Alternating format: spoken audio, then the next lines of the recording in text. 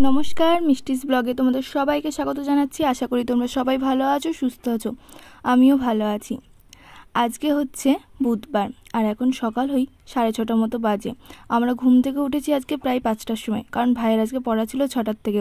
ও 5:30টায় বেরিয়ে যাবে, সেই জন্য আমরাও সকাল সকাল ঘুম থেকে উঠেছি। ঘুম থেকে উঠে মা তো মায়ের মতো লেবু জল খেয়ে নিয়েছে, এখন আমি খাবো। প্রায় 1.5 মাস পর খাচ্ছি। আগে তো পুরো রেগুলার টানা খেতাম, কোনোদিনও বাদ দিতাম না, কিন্তু আবার 1.5 মাস পর থেকে আবার শুরু করলাম। মাও খেত না এতদিন, তো আজকে মা কালকের থেকে খাওয়া শুরু করেছে আর আজকে আমি খাচ্ছি। গরম করে নিয়েছি জলটা, কুসুম গরম করেছি জলটা, তার সাথে অর্ধেকটা পাতি লেবু, একটু অ্যাপেল সিডার ভিনিগার আর একটু পিঙ্ক সল্ট দিয়ে ভালো করে জলটা মিশিয়ে নিয়েছি। দিয়ে এবার গরম গরম জলটা খেয়ে নিতে হবে। এটা খাওয়ার প্রায় 1 ঘন্টা পরে অন্য কিছু খেতে হবে, চা বা বিস্কুট টিস্কুট যাই খাও না কেন 1 ঘন্টা পরে খেতে হবে। এটা খাওয়ার পরে আর কিছু খাওয়া যাবে না। তো খাওয়া দাওয়া হয়ে গেছে, এখন আমি ভাবলাম তাহলে টেবিলের উপরটা একটু গুছিয়ে রাখি। টেবিলের উপরটা এত এলোমেলো হয়ে রয়েছে কোটো কাটাগুলো, তো সেই জন্য টেবিলের উপরটা এখন গুছিয়ে নিচ্ছি। মা ওইদিকে নিচেই বসে বসে এখন কাটাকুটি করছে সবজিগুলো। কালকে রাতে কিছুটা কেটে রেখেছে আর আজকে কাটছে। আমরা তো এখানে এসেছি প্রায় 1 সপ্তাহ মতো হতে যায়।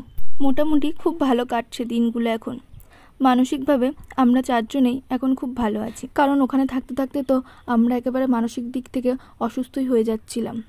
টাকা পয়সা না থাকলে, বাড়িঘর না থাকলে মানুষের যে কত রকম বাজে কথা শুনতে হয়, সেটা আমি এই অল্প বয়সেই বুঝে গেছি। বাবার টাকা পয়সা নেই, বাড়িঘর নেই, সমস্ত দিক থেকে সমস্ত মানুষজন, আত্মীয় স্বজন যেই হোক না কেন সবাই বলতে কেউ কম করেনি। সত্যিই তাই। এখনকার দিনে এই পৃথিবীতে বেঁচে থাকতে গেলে সব থেকে বেশি যেটা প্রয়োজন সেটা হচ্ছে টাকা পয়সা, বাড়ি ঘর, এই সমস্ত জিনিসগুলো সব থেকে বেশি প্রয়োজন। যার কাছে টাকা পয়সা আছে, বড় বাড়ি ঘর আছে, তার পাশে সবাই আছে। মানে ওই বাংলা ভাষায় সবাই যেটাকে বলে তেলা মাথায় তেল দিতে সবাই আছে। তো এইগুলো থাকলে তোমার পাশে সমস্ত মানুষজন থাকবে। আর যদি টাকা পয়সা না থাকে, বড় বাড়ি গাড়ি না থাকে, তাহলে তোমার পাশে কেউ থাকবে না। যাই হোক, ছাড়ো ওই সমস্ত কথা। আমারও এই সমস্ত কথাগুলো আর বলতে ভালো লাগে না। কালকে পাপা বাজার থেকে এই ওলের ডাঁটাগুলো নিয়ে এসেছে, কিছু ভেন্ডিও কিনে এনেছে। সব কিছু শুকিয়ে যাচ্ছে। এখন এখানে তো ফ্রিজ নেই, ফ্রিজেও রাখা হচ্ছে না, সেই জন্য অল্প অল্প করে বাজার করে আনছে। আর কিছু ডাঁটা এনেছিল আর একটু কুমড়ো এনেছিল। তা আজকে মা ডাঁটা চচ্চড়ি করবে। কিছুটা রসুন কেটে রেখেছে, আর এখন এখানে ডাঁটা আর কাঁঠালের বীজটাও কেটে রেখে দিয়েছে, কারণ আজকে চচ্চড়ি হবে, কুমড়ো টুমড়ো দিয়ে চচ্চড়ি করবে। আর আজকে মাংস রান্না হবে।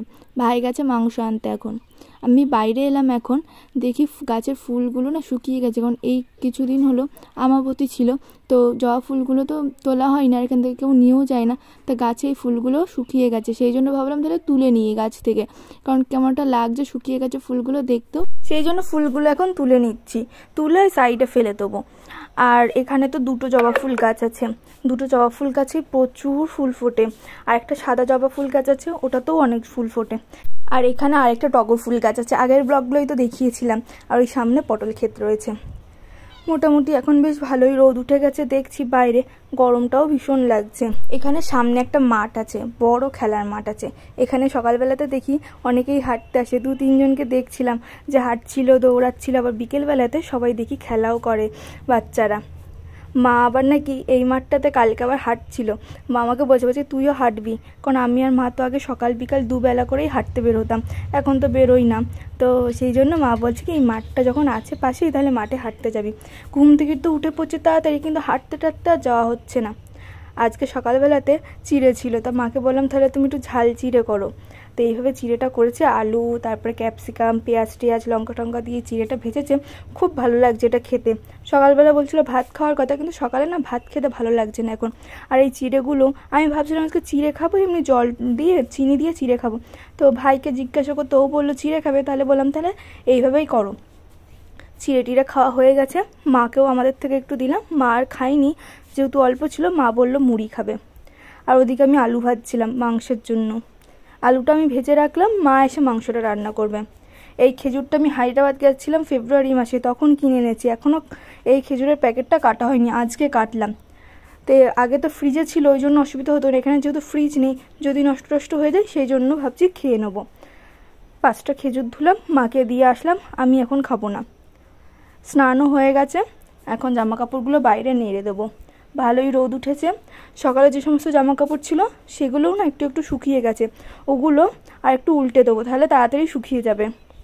মা তো এখন রোজই কাচাকুচো করছে, আর আমাদের জামা কাপড় প্রত্যেক দিনই এখন কাচতে হচ্ছে, যেহেতু গরম তো প্রত্যেক দিনকার জামা কাপড় প্রত্যেক দিন কেচে দিলে না তাহলে খুব একটা ময়লা হয় না। আর এখানে তো মোটর নেই, কল টেনে যেহেতু কাজ করতে হচ্ছে সেই জন্য মায়েরও একটু কষ্ট হয়ে যাচ্ছে। এখন 2 পিস কষা মাংস খাবো, অনেক দিন পর কষা মাংস খাচ্ছি। তো এখানে যেহেতু মিক্সিও নেই সেই জন্য সব মশলা আমরা একটা গ্রেটার আছে সেটাতে কুড়ে নিচ্ছি, আর আদা রসুনের পেস্ট কিনতে পাওয়া যায় সেটা কিনে এনেছি। মাংসটা ওদিকে প্রায় হয়ে গেছে, মা আরেকবার ফোড়ন দিচ্ছে, মানে ডবল ফোড়ন দিচ্ছে। আগে একবার তো ফোড়ন দিয়েছে, আবার মাংস রান্না হয়ে যাওয়ার পর আরেকবার ফোড়ন দিচ্ছে, তাহলে নাকি খেতে খুব ভালো হয়। এখন দুপুর ওই 1টা মতো বাজে, এবারে দুপুরের খাবারটা খেয়ে নেবো। আজকে চচ্চড়ি করেছে, আমি 2টো পেঁয়াজ কেটে নিয়েছি, একটু লেবু নিয়েছি আর মাংস দিয়ে খাবো। তাহলে চলো আজকের ভিডিওটা এখানেই শেষ করছি। ভালো লাগলে একটা লাইক কমেন্ট শেয়ার করে দিও, আর যারা নতুন আছো চ্যানেলে তারা কিন্তু চ্যানেলটা সাবস্ক্রাইব করে দিও। সবার সাথে আবার দেখা হবে অন্য একটা ভিডিওতে। সবাই ভালো থেকো, সুস্থ থেকো, আর অবশ্যই চ্যানেলটা সাবস্ক্রাইব করে দিও।